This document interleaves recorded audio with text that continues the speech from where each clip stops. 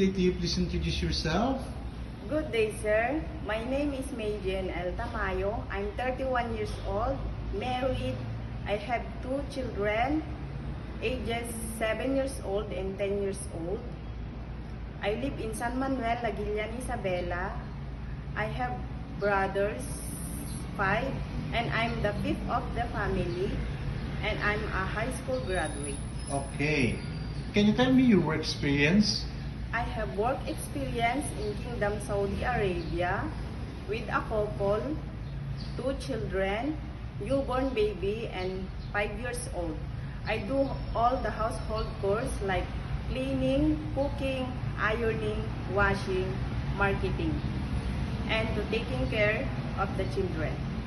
And also, I have experience in Hong Kong with a couple, 2 children, 10 years old and 15 years old. I do all the household chores like cleaning, washing, cooking, ironing, car washing, and marketing, and also to taking care of the children. Okay. What is your message to your future employer? Good day, sir, ma'am.